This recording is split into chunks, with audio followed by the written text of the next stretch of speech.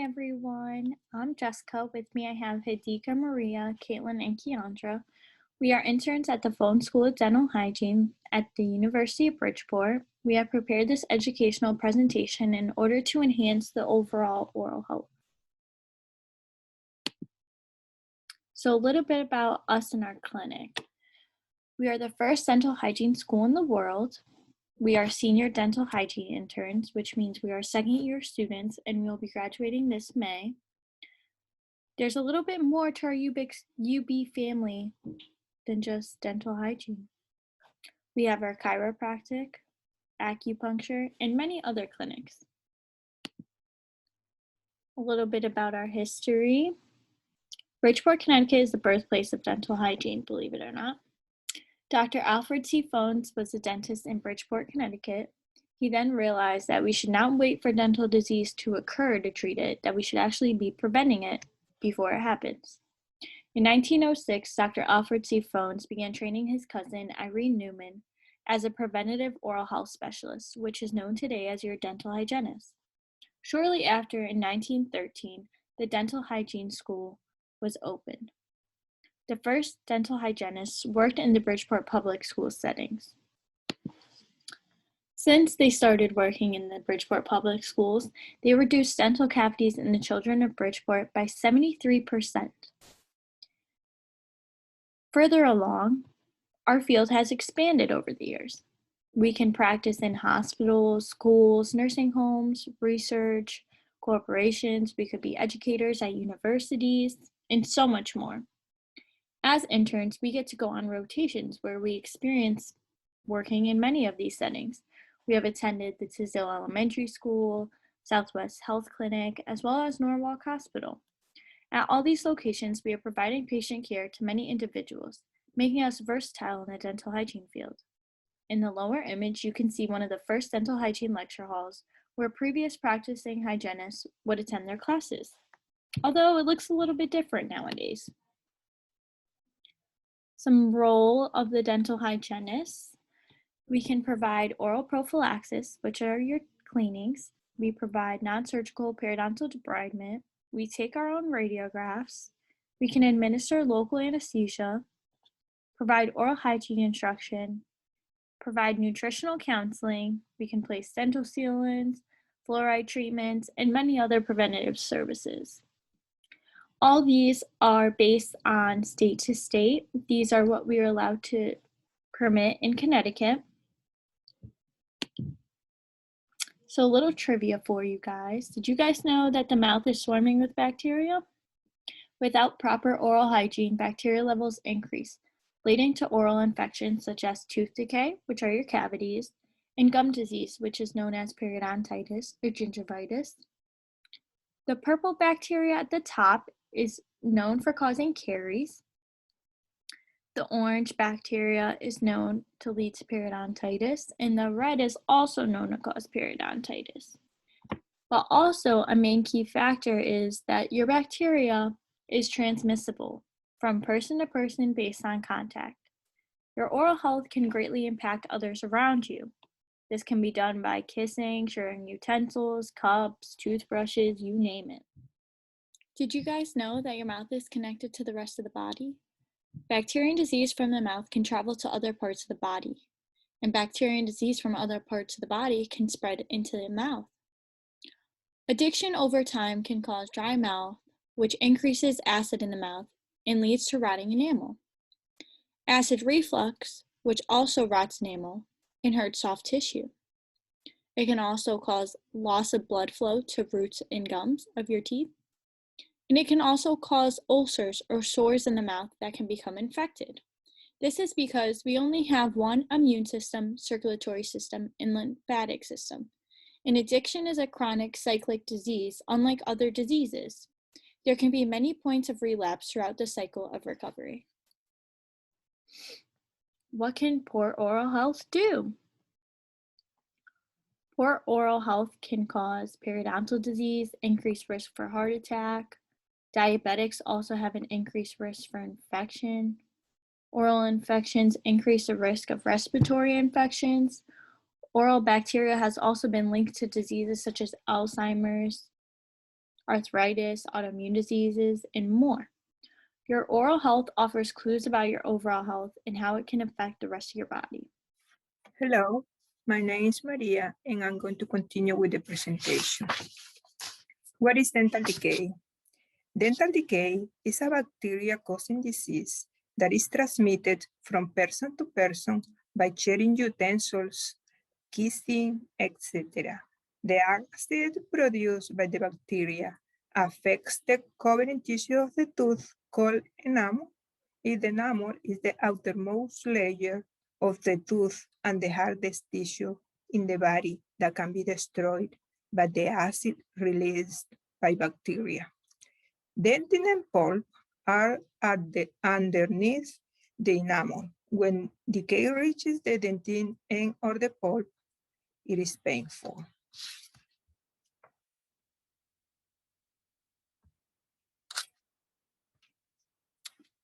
What causes dental cavities? Sugar plus bacteria forms acid.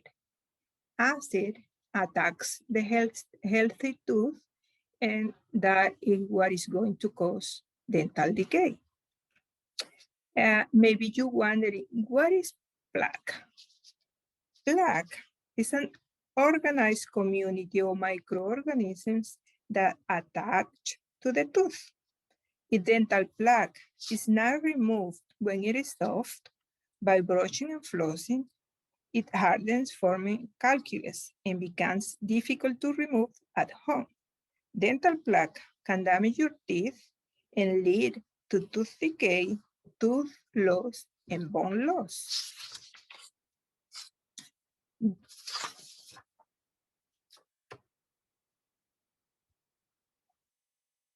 How can you reduce cavities?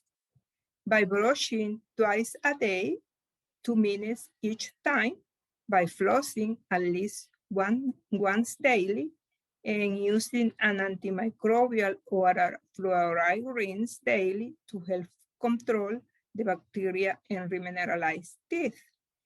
If you cannot brush, you can chew a sugarless gum with xylitol that is a naturally occurring sugar substitute found in plant material. It helps remineralize teeth and stimulates saliva flow.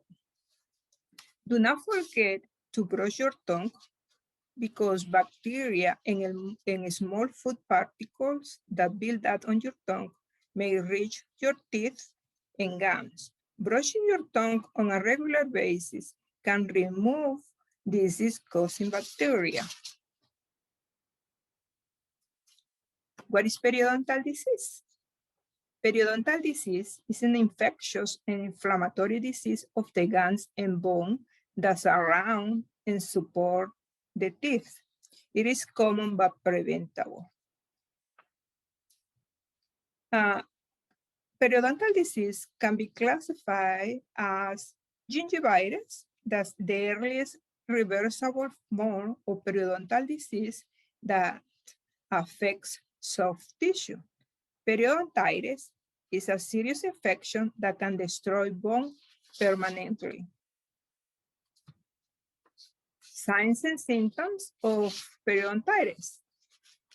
On the top, the picture on the top, you can see a healthy mouse. There is not, you can not see any inflammation, any bleeding, or any residing gums. This is a healthy mouse.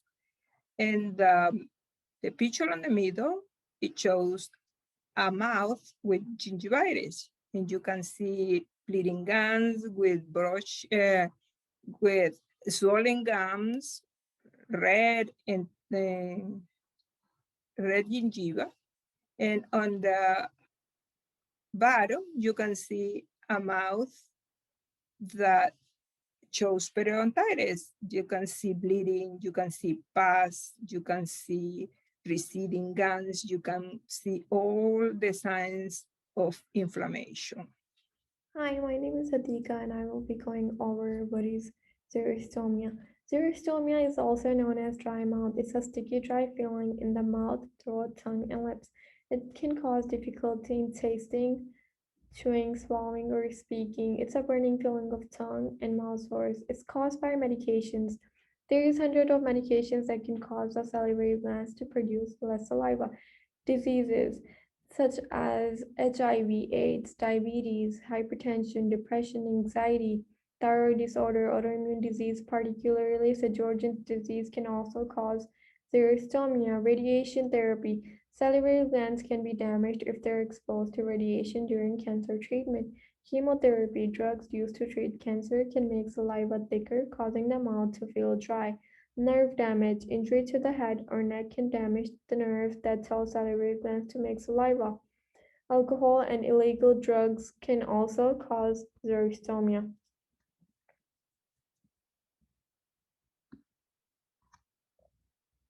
What can I do about my dry mouth? Stopping medications that may cause xerostomia most likely is not possible, but what you can do to combat this condition is drink water often. Use products with xylitol such as gum, lozenges, mouthwash.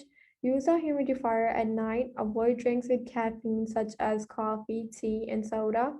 Avoid tobacco products, alcohol containing products, and use a fluoride rinse. Saliva is important because it keeps your mouth moist and comfortable. It helps you chew, taste, and swallow food. It fights germs in your mouth and prevents bad breath. Food, it helps create a food bolus so it can be swallowed easily. It helps taste food. In order for food to have taste, chemicals from the food must first dissolve in saliva. Teeth. Saliva behaves as buffer system to protect teeth and clean acid produced by acidogenic microorganisms. Saliva protects teeth against demineralization. Salivary mineral helps compensate for calcium and phosphate loss from teeth during demineralization. Microorganisms. Saliva contain various types of microorganisms like antifungal, antiviral, and antibacterial agents which can suppress bacterial growth.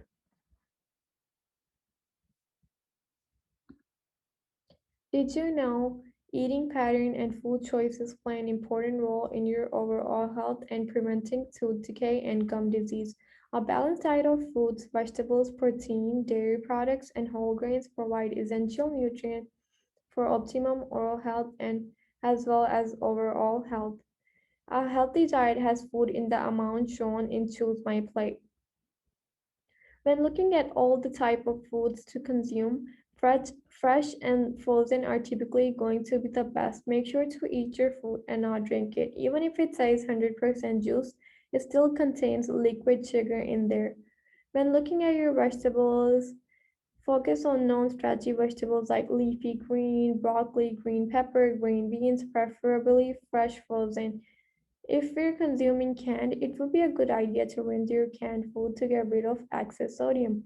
When looking at the protein food group, try to aim for lean proteins like lentil, eggs, chicken, meat, and fish. When consuming grain, try to make half of those grains whole grains like whole wheat bread. For example, you want the label to say 100% whole wheat because a whole grain has 3% of fiber per serving.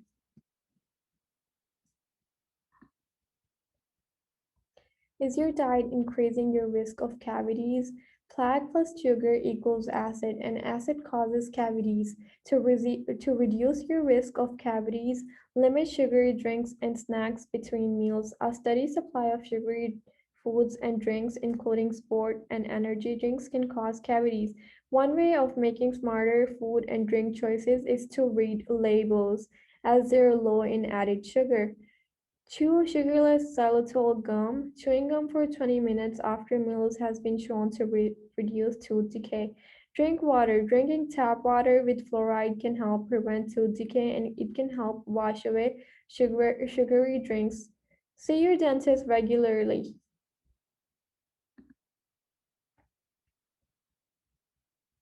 Nutrition in your mouth. Dental plaque eats sugar, digests it, and excretes acid into the oral cavity. Acid is released for 20 minutes following each exposure to sugar acid causes cavities and irritates the gums. Low carcinogenic foods and drinks are best. pH balanced food and drinks are the best. E- Eat foods that are high in protein, fiber, vitamin, and antioxidants like chicken, turkey, fish, fruits, vegetables, nuts, whole wheat, and bread. Avoid processed foods that contain salt and sugar, and avoid white stretchy carbohydrates such as white bread, pastries, cookies, and cupcakes. Avoid beverages that stain teeth or carbonated that contain acids. Avoid low pH foods and drinks.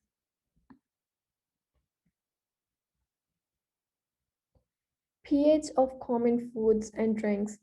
pH scale is used to measure the acidic or alkaline level of a substance. The lower the number, the more acidic the substance is.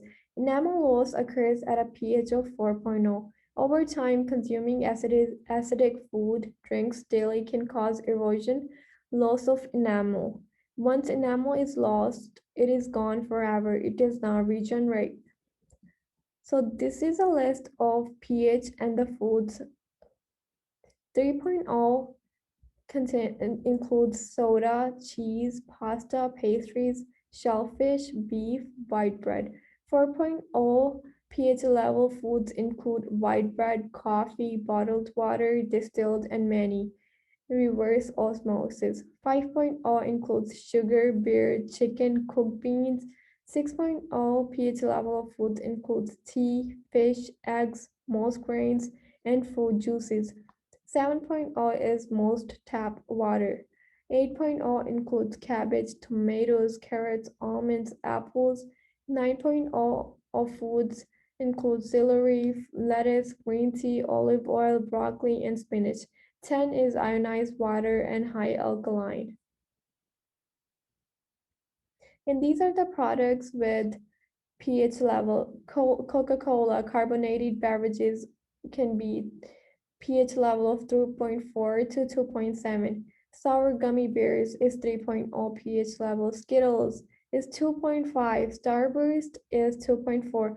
Wonka Pixie Stick Powder is 1.9. Warhead Sour Candy is 1.6. Battery acid is 1.0 pH level. Hello, my name is Keandra, and I will be continuing the presentation with how to keep the mouth healthy.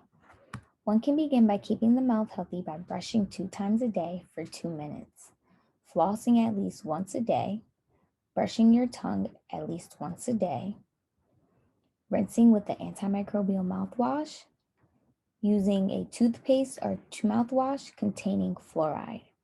One can also keep the mouth healthy by keeping up with dental cleanings, exams, and referrals given. Keeping the mouth healthy also means keeping the body healthy. One can do this by going to doctor's appointments, taking care of medical conditions, and staying on track with daily medicines and vitamins. This video explains what happens when you don't keep up with your oral health. Meet Streptococcus mutans. Hey, my friends call me Strep. He's a bacterium and a bit of a slob. But this isn't just any mess. It's what's on your teeth. You see, Strep and all his roommates live inside your mouth, feeding off of the sugar and protein in your food. When they're done, they excrete a slimy substance all over your pearly whites. The end result is a bacteria-ridden pigsty called biofilm. Now, a little biofilm isn't gonna hurt you. It's only when you stop brushing it away that things can get ugly. And not only for your teeth. It just so happens that Strep and his friends are a downright threat to your life. Nearly half of Americans don't brush their teeth enough. And when food builds up in those nooks and crannies, you're inviting a host of bacteria to the party, including your gum line, which irritate and inflame your gums, causing tenderness and bleeding. But that's just the start. Soon enough, that infection will trigger your immune system, which sends fighter cells to battle the bacteria. This creates a hostile environment for the bacteria, which is what you want, but it can also damage the cells in nearby tissue and bone. 6 months to years later, that tissue and bone will eventually die. At this point, you don't have gingivitis anymore. You have something much worse: periodontal disease. No more tissue and bone means no more structural support. So, your gums separate from your teeth, forming pockets that quickly become extra space for Strep and his friends, which further infects your gums, causing your teeth to fall out. Now, you may think this could never happen to you, but about 10% of Americans between ages 50 to 64 have lost not one, not two, but all of their teeth. And to make matters worse, Strep and his buddies may enter your bloodstream, where they'll wreak havoc on your organs too. For example, in one study, people with periodontal disease were 4.5 times more likely to have chronic kidney disease than people with healthy gums. And another study found that people in a retirement community who didn't brush their teeth daily had up to 65% greater risk of dementia. Last but not least, there's an increased risk of developing certain cancers. To be fair, these risks can also be the result of poor hygiene in general, but the message remains clear. Brush your teeth. It's worth the extra 4 minutes a day.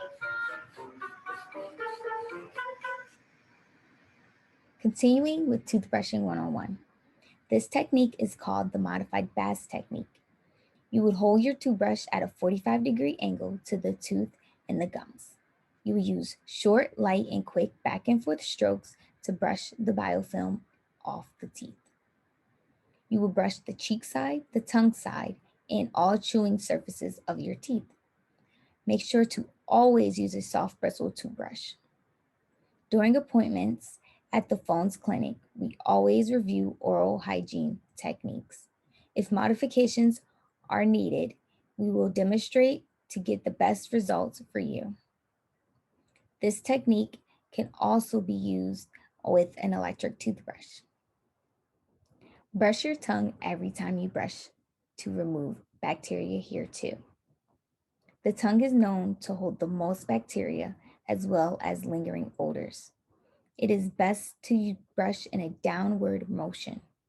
Brush all surfaces of the tongue, that's including the tops and the sides. Addictive substances have the capability to leave a film of bacteria on the tongue. Lack of brushing the tongue can cause a pileup of bacteria, leading to further issues in the mouth. If one is needed, you can also use a tongue scraper. Flossing 101. Start with getting an arm length of floss. Wind the floss around your middle fingers, leaving a small length in between. Pinch the floss with your thumb and pointer finger. Use to direct around the tooth. Gently glide floss in between the teeth using a seesaw motion. Make a C shape around the tooth. Slide up and down the tooth to remove the plaque and the bacteria. Be sure to change floss in a new section before moving onto the new tooth. Addictive substances can leave the tooth with stains and plaque and biofilm buildup, which can also lead to cavities. A lack of flossing can lead to bleeding gums, which can cause periodontal disease such as gingivitis and periodontitis. Try flossing at least twice a day, or if unable to, at least once. Tip: pull the floss into a tight C shape against the tooth surface. You remove plaque and don't traumatize the gum tissue. Keep using a fresh section of floss without bacteria from the previous area. Not using the proper C shape can leave residue in between the teeth, causing plaque biofilm buildup. When flossing, it is not often it can cause bleeding and even pain. The more flossing is done, the less likely you are to experience bleeding and pain. After not flossing for a period of time, sensitivity to the gums is likely to happen. This does not mean you are flossing incorrectly. It just means that you need to give your gums more time to heal. Hi everyone, my name is Caitlin and I'm going to talk to you a little bit about flossing adjuncts, appliance care, and the services we offer at Phones. You can floss using regular thread or you can use a holder like the ones in the images. It is recommended that you floss at least once a day. When you're using the regular thread, move to a different area of the thread after each tooth, and for the holders, use a tissue to wipe it clean or run it under water after each tooth. For appliance care, you should rinse and brush after removing them every morning with cold water and antibacterial soap. Hot water can distort the appliances and toothpaste can cause little micro scratches in the material. When going to the dentist, you should always bring your appliances with you to make sure they are fitting correctly. Dentures should be cleaned twice a day by brushing them. You should also remove them every night before you go to bed to ensure your tissue underneath them can breathe a little. Place them in a cup with cold water and a denture tablet. You should also brush the inside of your mouth with a soft bristled brush. If your dentures are causing irritations, cuts, or ill-fitting, contact your dentist right away. Phones Dental Hygiene Health Center is located at 60 Lafayette Street in Bridgeport, Connecticut on the 5th floor. During COVID, we have taken extra precautions to protect ourselves and our patients.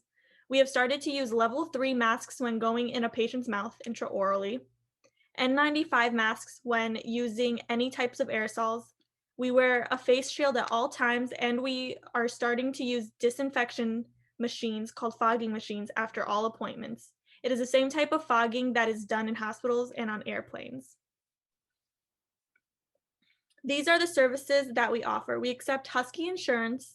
We offer oral cancer screenings, which is highly recommended for anyone who has used addictive substances. We also have laser therapy, which can be used in any lesions in the mouth. The prices on this sheet are subject to change at any time. Thank you, and we hope to see you again soon. So this is a survey we're going to hand out to you all. The questions we're going to ask are, how often do you brush? How often do you floss? How long ago was your last dental cleaning? Would you be interested in being a patient at Phone School of Dental Hygiene? And did you find this presentation to be helpful or informative? All right, thank you guys.